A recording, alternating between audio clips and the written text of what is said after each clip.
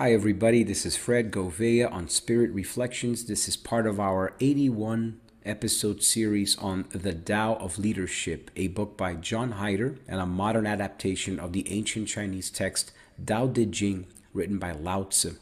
And in this modern adaptation, John Heider does a spin focused on leadership abilities, all kinds of leaderships, taking the wisdom from the Tao text and applying it to our modern lives in a leadership role. And we're going to be reading chapter 5 today, followed by a short meditation. So here we go. Chapter 5 says, equal treatment. Natural law is blind, its justice even-handed.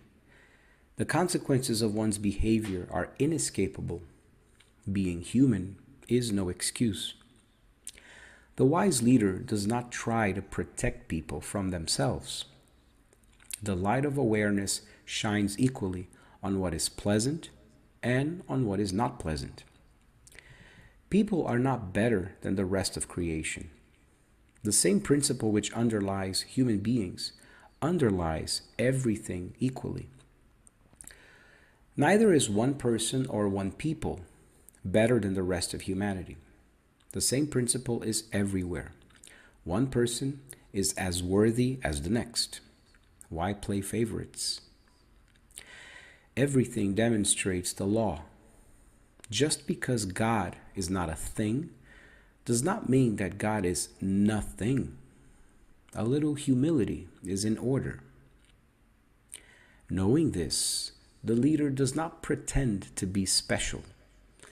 The leader does not gossip about others or waste breath arguing the merits of competing theories. Silence is a great source of strength. As we've been reading in this first 5 chapters, becoming aware of what is happening in the present moment by turning inward through daily meditation, we begin to notice how things unfold.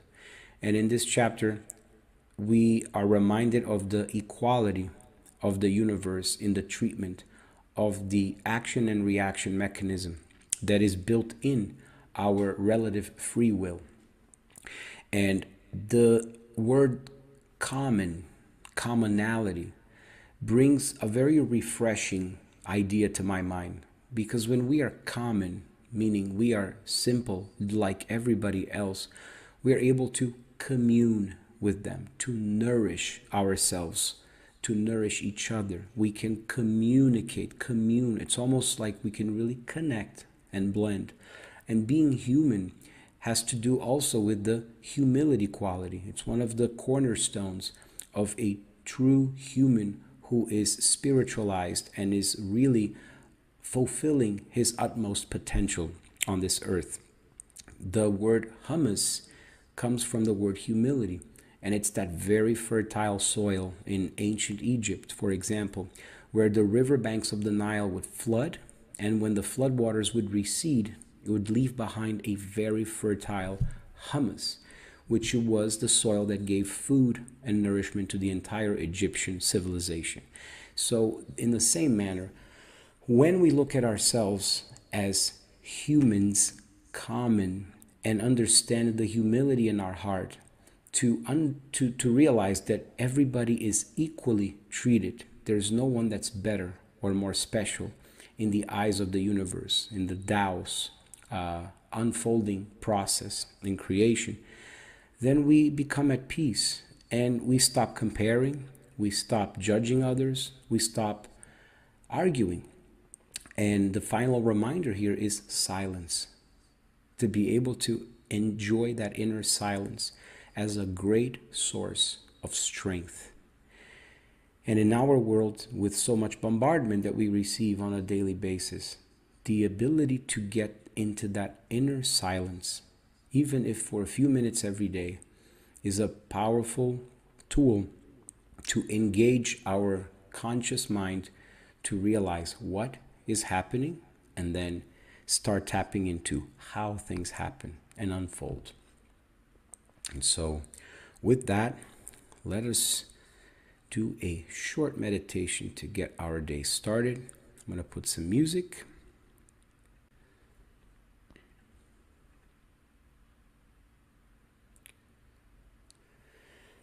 I invite you all to, as you're listening to this, shake your body a little bit to release any tension. Your hands, your feet, move your shoulders around. Release all that tension.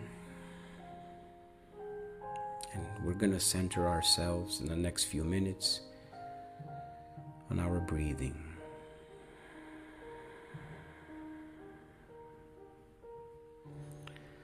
So take a slow and deep inhale.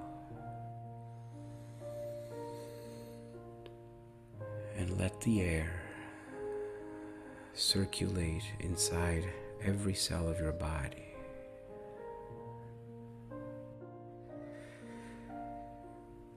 And take slow and deep exhales.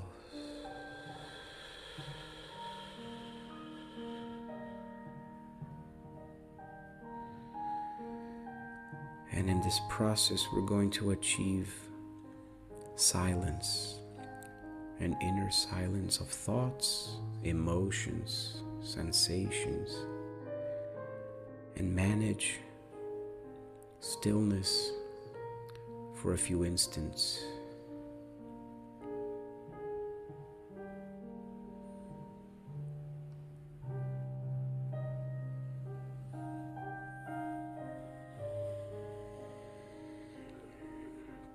Let us imagine, as we continue to focus on our breath, slowly entering our body through our noses, as we fill our lungs,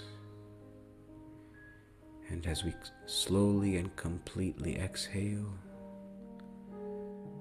we enter this steady, comfortable rhythm. We visualize this water of the Nile River in Egypt and the palm trees that are on its banks, on its shores. And we observe the floodwaters rising just like our breath, overflowing the soil. And as we exhale, we notice the waters receding. And as the waters recede, they leave behind this powerfully sacred, fertile ground where abundant life will flourish, where breadfruit will germinate, multiply, and sustain an entire civilization for many centuries.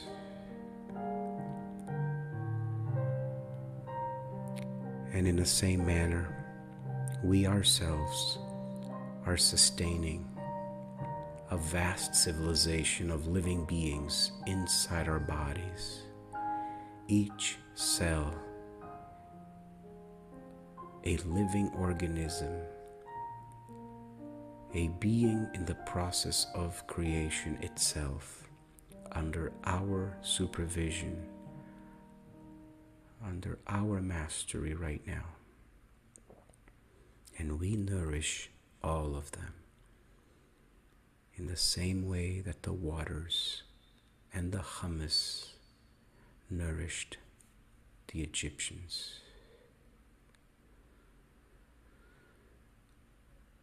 So we take ownership and joyful responsibility of this awareness, and we take another deep breath in.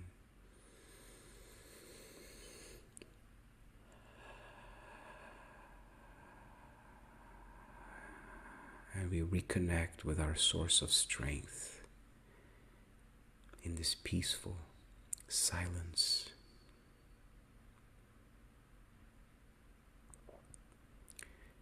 And we find in ourselves the strength to be common like everybody else.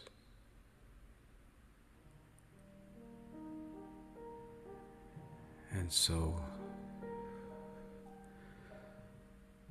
we take another couple of slow, deep breaths as we approach the end of this meditation.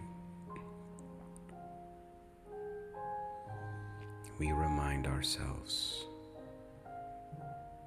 we are just common. I am just a common human being, divinely common, humanly common, a child of God, an heir of the inheritance, infinitely loved, unconditionally loved. Therefore, I deserve to be happy.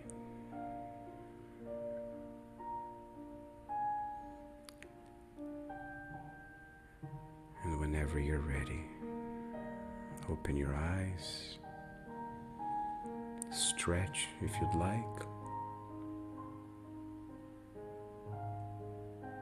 and we smile to the world. And I wish you a great rest of your day.